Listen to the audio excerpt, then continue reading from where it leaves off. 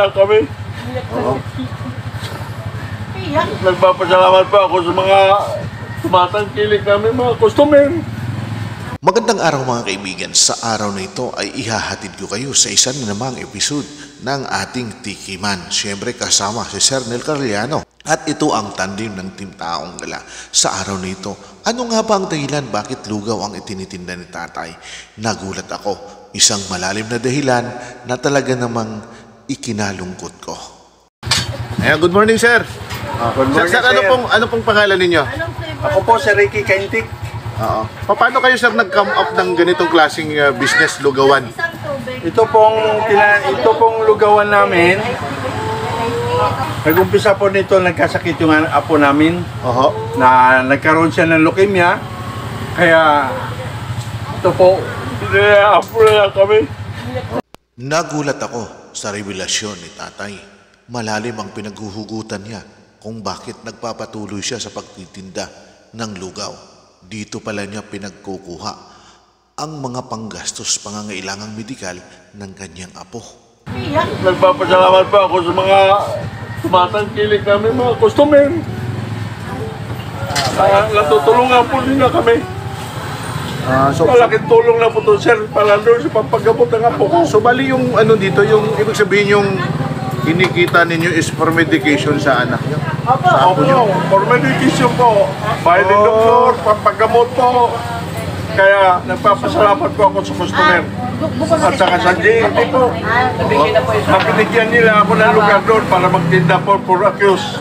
So may ano kayo, may branch kayo doon na ano for accused? Mayroon po ako doon na stall. Oo. Pagdating ng gabi, meron kaming linalagay doon na pagkain hanggang umaga, and then umaga naman dito hanggang gabi. Continuous yun po, 24/7. Pero kumusta naman po ang ano dito, ang kitaan dito? Ayos naman po, nakakaraos din. Awa ng Diyos. Sir, imbitahan mo ang ating mga followers, mga nanonood sa atin na sana yung mga bikers, puntahan kayo rito dahil may malalim na rason kung bakit nagtitinda kayo ng ganito.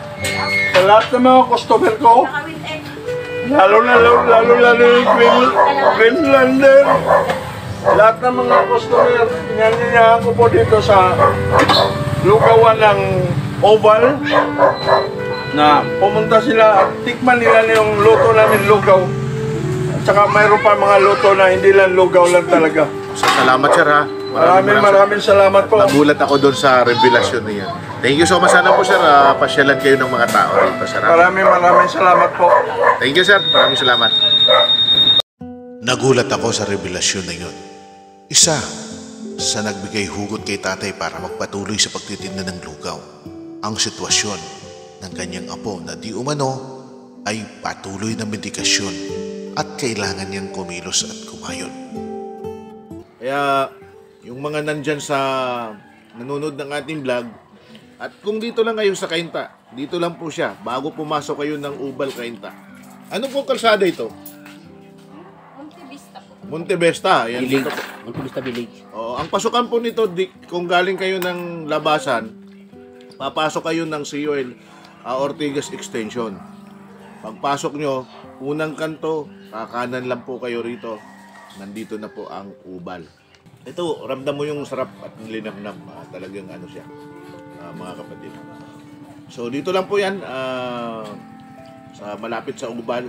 Puntahan nyo ng inyong malasahan at ng masubukan itong kanto lugaw. Sir, good morning po. Taga saan po kayo, sir? Taga Pladway. Taga Pladway. Pladway, malayo-layo, no? Dumayo lang kayo rito. Try po namin. Pero, first time nyo bang kumain dito sa lugawan ni Kuya? Opo, ayun lang. Ngayon lang.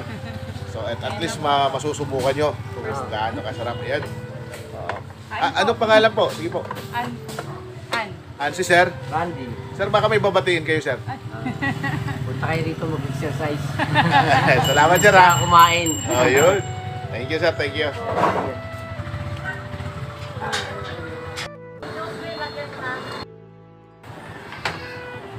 Good morning, ma'am. Ano ang pangalan nyo? Hindi na po. First time po ba kumain kayo dito sa lugawan? Second time na po. Second. Masarap po bang lugaw nila? Kamusta naman pang lugaw nila? Masarap po. Masarap. So, ang in-order ni Madam ngayon ay with egg. Magandang araw sir, taga saan po ba kayo?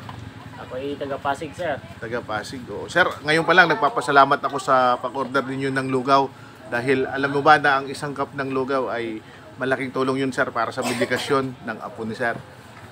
Dito po sa kinikita pala niya ay dito niya kinukuha yung kanyang pang Araw-araw. oo. So malaking tulong sir. Sana po balik-balikan ninyo. Yes, Imbitahin ninyo mga kaibigan niyo sir. Yes, sir. Minsan, nagbabike-bike kasi dito, sir, para, isa rin ako ng, gusto ko kasi ma-exercise, kada Sabado-Linggo pag wala naman, nagbabike para makakarating. Ano po pala pangalan niyo sir? Leo, sir. Sir Leo, oo. Baka may isa-shoutout kayo Sir Leo. Shout out din po ba? Isa rin ako sa konting rin ako parang sa inyo din sir maliit na creator pa lang so Okay. Ano yes, sir. pong ano ninyo? Mr. Bato Vlog. Mr. Bato Vlog. Yes, sir. Ayan. Mga kaibigan, suportahan natin Mr. Bato Vlog. Oo, si Sir Palayon. Yung mga maliliit na content creator ay suportahan po natin. Thank you sir. Thank you. Salamat sir ha. Thank you so sir. much. Ngayon po mga kaibigan, at least narinig niyo yung pahayag ni Sir. Nakaka-touch, sobrang nagulat ako sa revelasyon. The reason why na mayroon silang pwesto ng ganito para sa medication ng kanilang apo.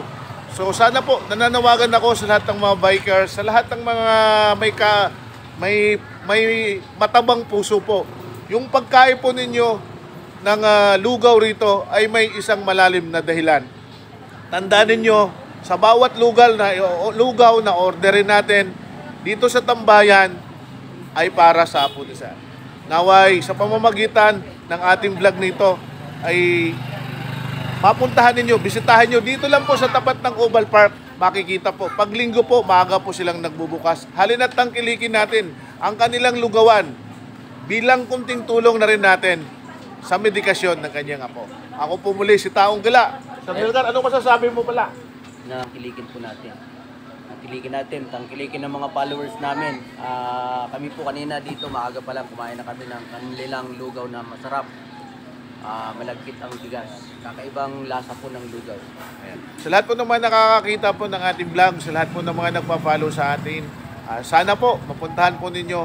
Tandaan po ninyo, sa isang cup ng lugaw, malaki na pong tulong yan para kay tatay sa medikasyon ng kanyang apo. Ako po si Taong Gala, kasama ko si Selnercar. Isang masayang vlog para po sa inyo sapagkat at least nakita natin na may malaking purpose ang pagkakataong ito. Sana po ay i-share natin upang makaabot sa iba at naway bisitahin ninyo ang tambayan dito sa Ubal. Simpleng lugawan pero malalim ang dahilan. Maraming pong salamat mga kaibigan hanggang sa susunod na ating pagbablog.